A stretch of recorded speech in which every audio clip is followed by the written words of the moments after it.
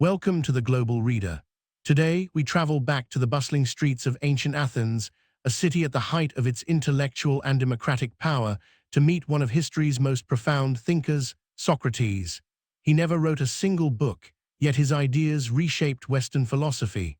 His great contribution was not an answer, but a method, the persistent, demanding art of questioning. This narrative focuses on Socrates' life, his inquiry into virtue and justice, and the dramatic confrontation between his search for truth and the established order of his city. Our English learning component is centered on reporting verbs.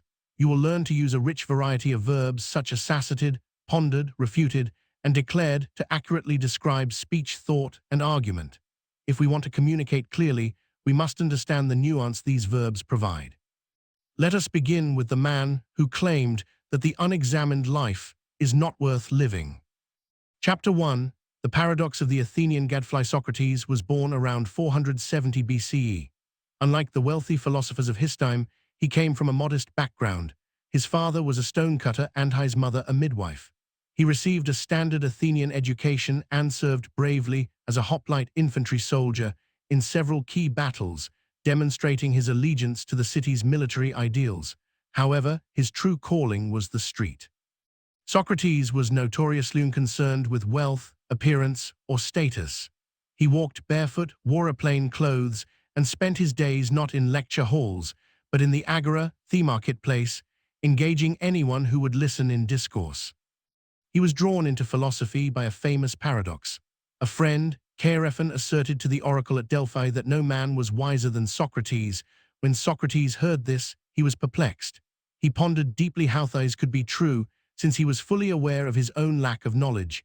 He concluded that the oracle's statement was a challenge, a divine injunction to find someone wiser than himself. He began his great inquiry. He approached politicians, poets, and artisans, people widely regarded as intelligent. He would ask them about their supposed area of expertise, forcing them to define concepts like justice, beauty, or courage. Time and again, his questions exposed that their seeming wisdom was superficial. The politicians declared they knew how to govern, but Socrates questioned the very definition of a good state. Poets contended that their work came from knowledge, yet they could not elaborate on the meaning of their own verses. Socrates realized the true meaning of the oracle's pronouncement. He affirmed that the greatest wisdom lies in knowing that you know nothing. This position, rooted in intellectual humility and skepticism, stood in stark contrast to the dogma of his time. Chapter 2. The dialectic method and the sophist. Socrates' preferred method of teaching and seeking truth was the dialectic, now famously known as the Socratic Method. It was a cooperative, argumentative dialogue between individuals, based on asking and answering questions to stimulate critical thinking and expose contradictions. Imagine a scene in the agora. Socrates approaches a famous teacher, perhaps a sophist, a professional instructor, who promised to teach rhetoric and success for a fee. The sophist proclaimed that wealth and political power were the highest aims of life. Socrates questioned him immediately. Is a man with political power always happy? The sophist asserted that a powerful man had the means to control his destiny, thus guaranteeing eudaimonia, human flourishing. Socrates challenged this, implying that if the powerful manages his influence to commit injustice, his soul is corrupted, and he can never be truly happy. He suggested that a just and poor man was more likely to achieve eudaimonia than a powerful tyrant. This method often led to aporia, a state of confusion or puzzlement. Socrates' objective was not to win the argument, but to compel his interlocutor to admit their ignorance. This constant, public scrutiny of established precepts earned him both fierce loyalty among the youth and bitter resentment from the powerful elites he embarrassed. He contended that virtue was knowledge. If a person knew what was truly good, they would not fail to act on it. Therefore, all wrongdoing was a result of ignorance.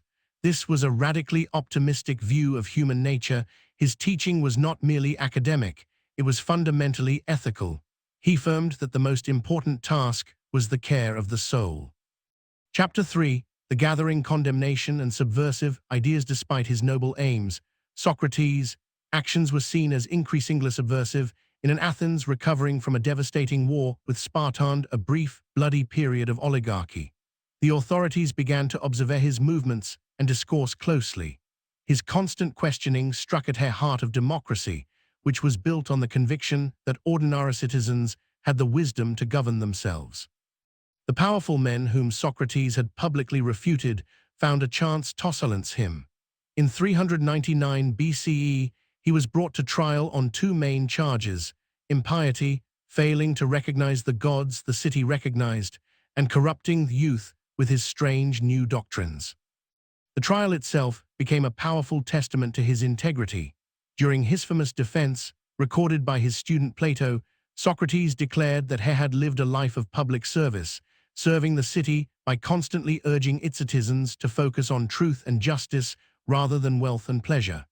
He stated forcefully that he could not stop philosophizing, for he would be disobeying the God who commanded him to pursue the truth. He challenged the jury to understand that his work was a gift to the state.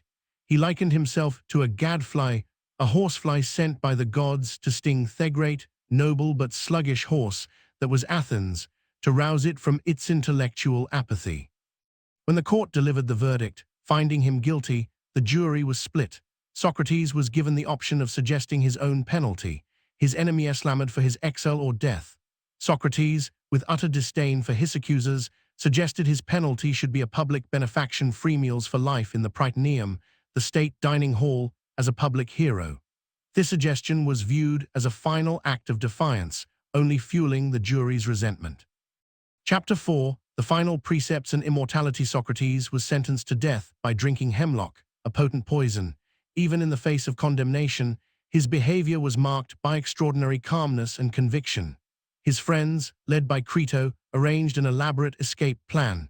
Crito pleaded with him, remarking that Socrates would be abandoning his children and confirming the injustice of the verdict if he fled. But Socrates refused. He contended that to escape would be a greater injustice than accepting an unjust punishment. He affirmed his lifelong allegiance to the laws of Athens, even those that had condemned him. He reasoned that if he had accepted the benefits of the city's laws for 70 years, he could not now violate them simply because they turned against them. His final hours were spent in discourse with his tearful students. He deliberated on the immortality of the soul, declaring that death was nothing to be feared. He comforted his companions, suggesting that either death was a transition to a better place or simply a dreamless sleep, neither was a cause for distress. As the poison took hold, Socrates whispered his final words, a simpler request to his friend Crito: "Crito, we owe a cock to Asclepius, pay it and do not neglect it." This final statement, a sacrifice to the god of healing, implied that death was the ultimate cure for the malady of life. Socrates' death was a powerful testament to his ethical precepts. He chose to die for his integrity and his philosophy rather than abandon his principles. Conclusion: the enduring legacy of a questioned Socrates' life, chronicled by his students Plato and Xenophon, achieved a philosophical transcendence. His legacy is not a system of doctrine, but a perpetual attitude of skepticism and inquiry. He taught us that true knowledge is hard-won, requiring relentless self-scrutiny and courage. For English learners, this narrative has provided a robust set of reporting verbs. Notice how words like contended, asserted, declared, and pondered move beyond the simple said to convey the speaker's intention, emotion, and rhetorical weight. By using these verbs, you will be able to report arguments and discourse with greater precision and sophistication. The spirit of Socrates lives on every time someone pauses to ask their hardest question of all: why?